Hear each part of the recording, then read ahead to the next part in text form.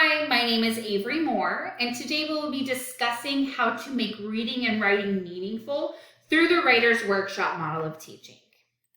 Some key points that will be answered throughout this presentation are: what is the problem with writing today in the classroom? What is the connection with reading and writing, and why are they so important? How can teachers teach reading and writing recursively in the classroom? What is the Writer's Workshop? And lastly, what are the benefits to the Writer's Workshop model of teaching? All 5 of these key points will be answered in this presentation today. Before we begin, I just want to start off with a little quote from a blog that I read called 3 Teachers Talk. It says, "How do we as teachers create open spaces where children can grow as readers and writers?" When I saw this quote, I immediately thought of an answer to this question. How can we do this? And the answer to that was the Writer's Workshop model of teaching. It's important for students to enhance their reading and writing skills in school, and the way to do that is through the Writer's Workshop. So immediately whenever I saw this quote, I thought of this workshop model of teaching and how we can continue to develop young readers and writers and make them be successful throughout their school career and even after they graduate. So it's important to address the problem with writing in schools today. There's 3 things that kind of feed into the problem. The first thing is there's a resistance and hesitation to writing in the classroom nowadays. Whether you are in kindergarten or you are in 12th grade, writing is a daunting task. It's something that adults struggle with. It seems hard to put our thoughts onto paper, and we are hesitant towards opening up to someone in our writing. We haven't built a relationship, so it's hard for us to open up about experiences in our lives and our writing because we are hesitant towards someone reading our writing. That is a very vulnerable task when we let others read our own writing. So resistance and hesitation is one of the first things that kind of feeds into that problem of writing in the classroom. Second is motivation and support. These are 2 things that students struggle with.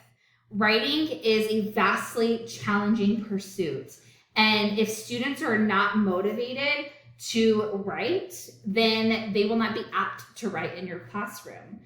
Students sometimes just want to get the grade and get the good grade, but they don't actually want to put in the work it takes in order to achieve that proficiency level. So when students don't have that motivation or lack that motivation and don't have that support system in the classroom where they are able to open up and be themselves and be vulnerable, it doesn't allow for students to produce their finest work. And so again, it feeds into that resistance and that hesitation of not wanting to write and seeing it as such a challenging task in the classroom. Lastly, there is teacher-led versus student-centered writing. So sometimes in classrooms, writing is very teacher-led. It is the teacher chooses the prompt. The teacher chooses the skill to teach. The teacher chooses where, how, and when the students write. The student is not at the focus or the center of the writing. It's all in what the teacher wants to do. So that's feeding into this writing problem because writing should be student-centered. It should be with the students at the center of the writing and involve choice for students because every student is different. Every student has different experiences. And so we as teachers need to take advantage of that when it comes to writing.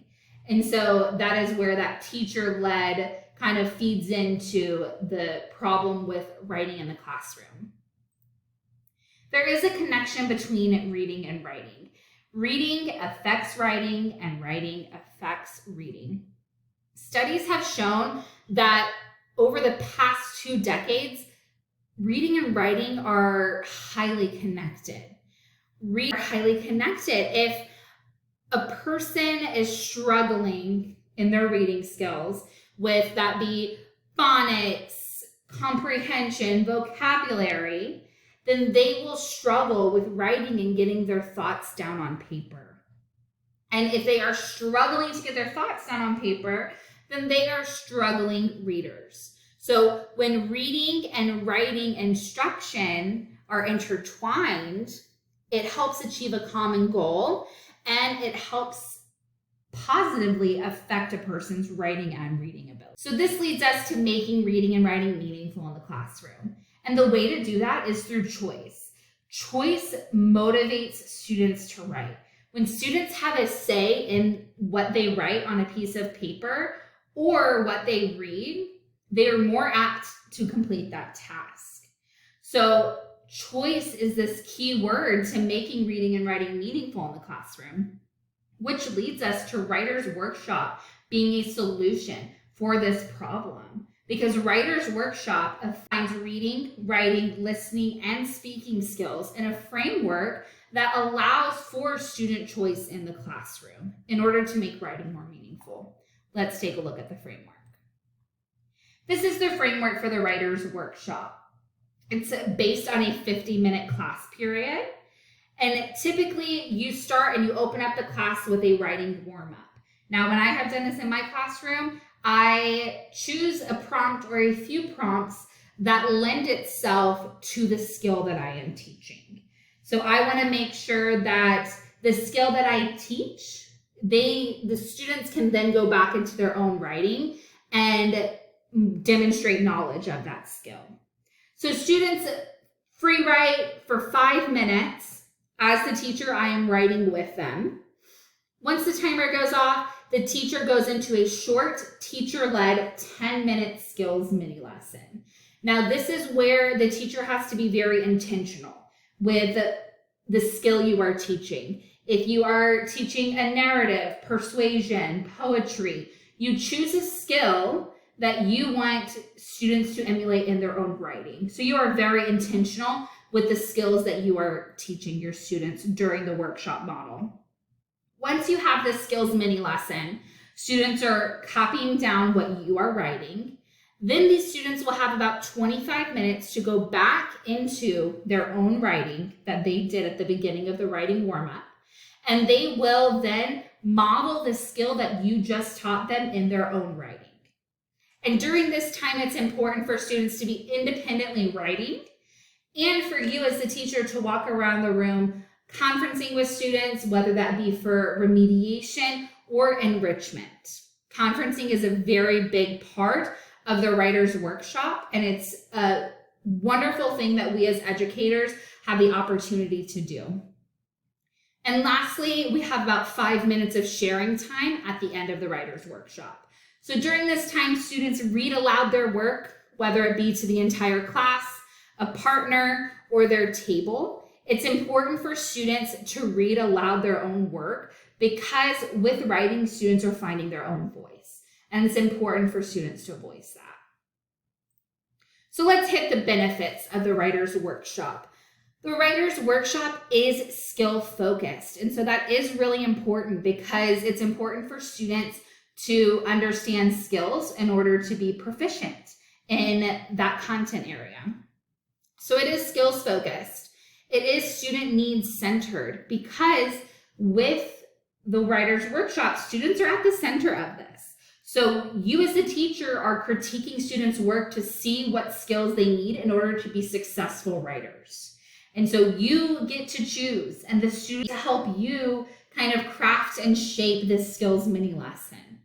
The workshop is very flexible because students are writing about different topics. They're writing about topics they are passionate about, and they have different needs. And so differentiation happens during this time, which leads us into how the Writer's Workshop is full of choice. Because students get to choose what they write about, what they read, it helps cultivate this positive environment in your classroom because the students are at the center of the instruction and they get choice. So the intended phases of this capstone project, there are 4 phases that are going to go into my final capstone project. And so at the end of this project, I want to develop a professional development that I present to teachers, Writer's Workshop model of teaching. And so before I do that, I would like to gather beginning of year data from teachers So they are looking at their current classrooms and what are their reading and writing proficiency levels of the students that are in their classrooms. Once I have that data and I can put that into a pie chart and display at my professional development, then phase 2 of this will be presenting PD to teachers. So I will go through the process of explaining the writer's workshop to teachers and giving them strategies that they can then implement in their classrooms, which leads us to phase 3, this ongoing support throughout the year. So I will continue to give teachers support. I will continue to give teachers resources, strategies to help make reading and writing successful in their classrooms. And phase 4 is where I will gather end of year data on the reading and writing levels of proficiency in classrooms to see how much growth was made over that year of using the Writer's Workshop. Lastly, I want to leave you with a quote from Penny Kittle. It says, "When you read well, you hear how the parts work together. Once you can do that, you can create writing from parts to a whole you couldn't imagine before." This quote really stuck with me because it really shows how recursive reading and writing are in the classroom, and that really encompasses the Writer's Workshop model of teaching.